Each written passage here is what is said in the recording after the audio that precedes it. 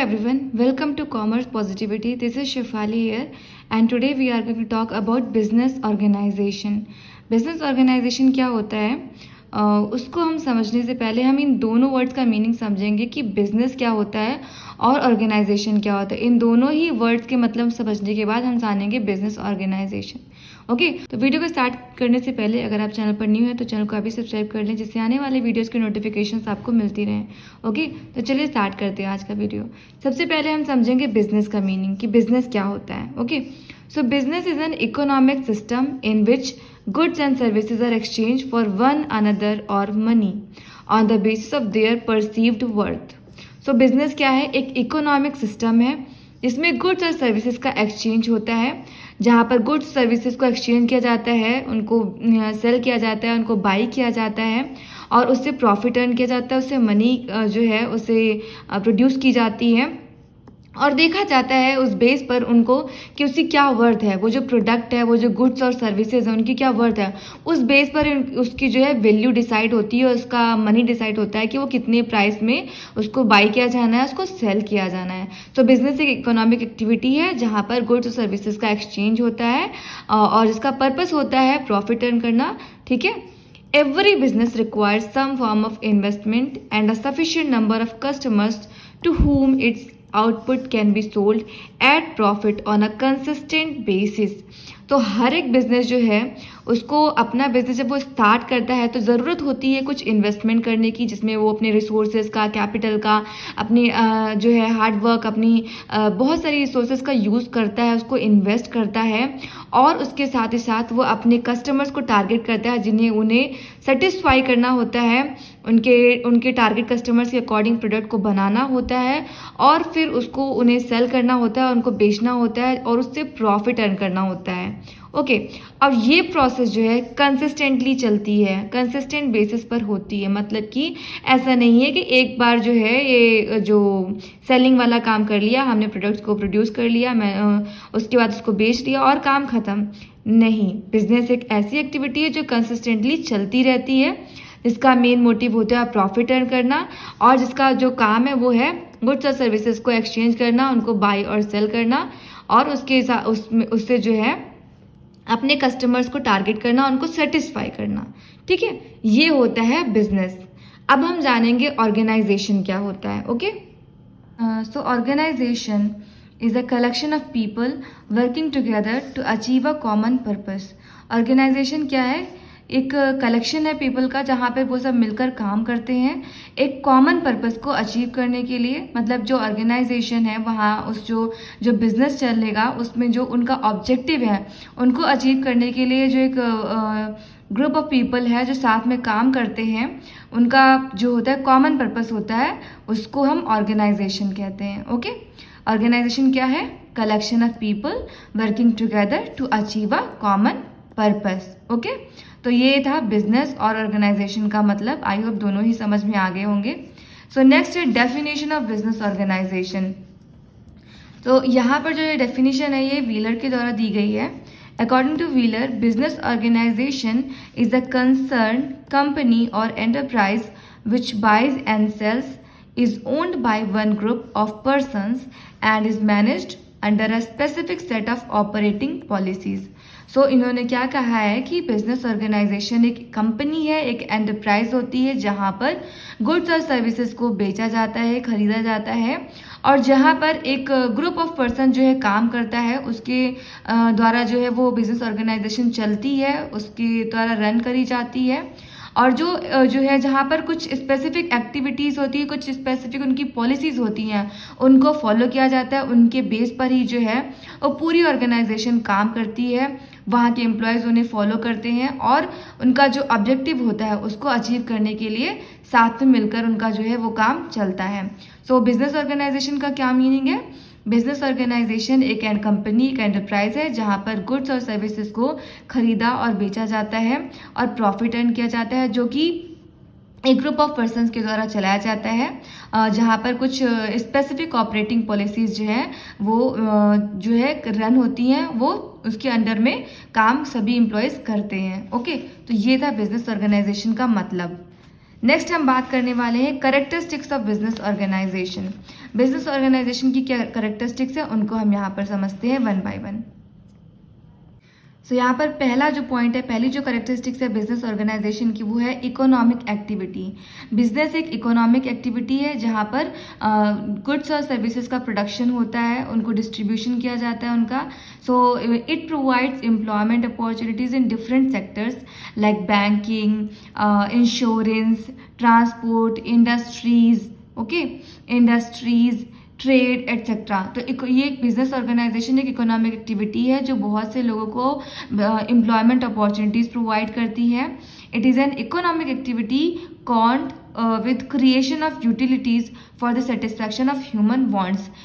ये एक ऐसी एक्टिविटी है जो ह्यूमन जो वांट्स हैं उसको सेटिस्फाई करता है, उनकी जो रिक्वायरमेंट्स हैं, उनकी जो नीड्स हैं उनको पूरा करता है, और उसके थ्रू जो है बहुत सारे लोगों को जो है एम्प्लॉयमेंट भी मिलता है, और सोसाइटी के जो लोग हैं उनकी जो ज़रूरतें हैं वो भी पूरी होती हैं। तो बिजनेस ऑर्गेनाइजेशन एक इकोनॉमिक एक्टिविटी है।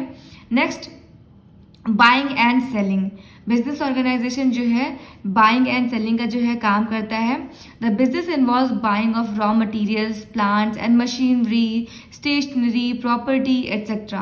बिजनेस में जो है वो सभी जो रॉ मटेरियल्स को है खरीदा जाता है, फिर उसके थ्रू जो है फिनिश गुड्स बनाए जाते हैं, उनको सेल किया जाता है, मशीनरी का यूज़ होता है, स्टेशनरी का यूज़ होता है, उनके थ्रू जो है प्रोडक्ट्स का मैन्युफैक्चरिंग होता है। On the other hand, it sells the finished products to the consumers, wholesalers, retailers. So basically यहाँ पे जो गुड्स बनते हैं उनको कस्टमर्स को, होलसेलर्स को, रिटेलर्स को जो है सेल किया जाता है, बेचा जाता है। Business makes available various goods and services to the different sections of society. और ये जो गुड्स और जो सर्विसेज हैं ये डिफरेंट सोसाइटी जो होती है, सेक्शन ऑफ सोसाइटी होती है, उनकी नीड्स को, उनकी जो वांट्स को है सेटिस्फाई करती हैं। ओके, सो ये नेक्स्ट करेक्टरिस्टिक था बिजनेस ऑर्गेनाइजेशन का। नेक्स्ट है कॉन्टिन्यूअस प्रोसेस। बिजनेस ऑर्गेनाइजेशन एक कॉन्टिन्यूअस प्रोसेस है। ऐसा नहीं कि इसको एक दिन किया, एक बार किया गया, सिंगल टाइम एक्टिविटी नहीं है, इसे कॉन्टिन्यूअसली किया जाता है। A single transaction of trade cannot be termed as a business. A business should be conducted regularly in order to grow and gain regular returns. Business जो है, अब जैसे मान लीजिए आप अपना एग्जांपल ले, आपने एक साइकिल खरीदी, आपने काफ़ी दिन तक उसको यूज़ किया, आपकी साइकिल पुरानी हो गई, तो आपने सोचा कि इसे अब हम बेच देते हैं, तो आपने अपनी साइकिल जो है अपने एक फ्रेंड को बेच दी। तो क्या आप उसको बिजनेस कहेंगे? बिल्कुल नहीं, ये एक बिजनेस एक्टिविटी में नहीं आएगा। बिजनेस एक्टिविटी में उसको तभी लेंगे जब वो कॉन्टिन्यूसली चलता रहेगा, मतलब जब आपको उससे जो है रेगुलर बेसिस से फ़ायदा होगा। आप जब साइकिल को खरीदते हैं, पुरानी साइकिल को, और उनको बेचने लग जाएं और ये लॉन्ग टर्म प्रोसेस होने लग जाए और उससे आपको प्रॉफिट अर्न होने लगे, तो वो प्रोसेस जो है बिजनेस कहलाती है। सो बिजनेस ऑर्गेनाइजेशन में जो एक ये भी एक इसका कैरेक्टरिस्टिक है कि ये कॉन्टिन्यूअस प्रोसेस है। ओके, इसके अलावा profit motive. Profit is an indicator of success. ये है नेक्स्ट इसका characteristic, profit motive. Profit is an indicator of success and failure of business. अगर बिजनेस में प्रॉफिट हो रहा है तो इसका मतलब कि बिजनेस सक्सेसफुल है, और अगर बिजनेस में प्रॉफिट नहीं हो रहा है, लॉस हो रहा है, तो इसका मतलब कि बिजनेस में फेलियर है। So it is the difference between income and expenses of the business. The primary goal of a business is usually to obtain the highest possible level of profit through the production and sale of goods. So business का जो main purpose होता है वो क्या होता है? जो goods और सर्विसेज को प्रोडक्शन कर रहे हैं, जो प्रोड्यूस कर रहे हैं, उनको सेल करना और उससे प्रॉफिट अर्न करना। Okay, it is a return on investment. Profit acts as a driving force behind all business activities. तो एक तरीके से ये क्या है, प्रॉफिट ये रिटर्न ऑन इन्वेस्टमेंट की तरह देखा जाता है और जो एक ड्राइविंग फोर्स की तरह काम करता है बिजनेस एक्टिविटीज में। ओके, सो जब ऑर्गेनाइजेशन को प्रॉफिट होता है तो वो उसको मोटिवेट करता है, वहाँ के एम्प्लॉयज़ को मोटिवेट करता है और अच्छे से काम करने के लिए और अच्छे से फोकस करने के लिए काम में। ओके, नेक्स्ट है customer satisfaction.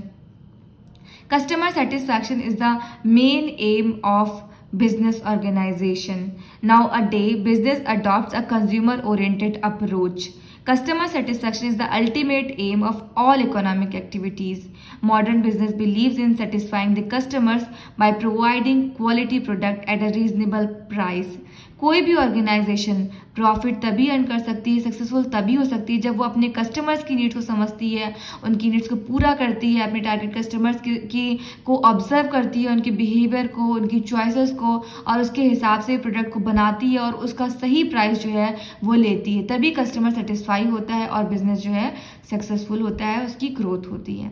Okay, so customer जो मॉडर्न बिजनेस है उनको जो वो ज़्यादातर फोकस करते हैं कस्टमर को सेटिस्फाई करने में, कस्टमर के अकॉर्डिंग प्रोडक्ट को बनाने में, तभी जो है बिजनेस ज़्यादा ग्रो करता है, ज़्यादा सक्सेसफुल होता है।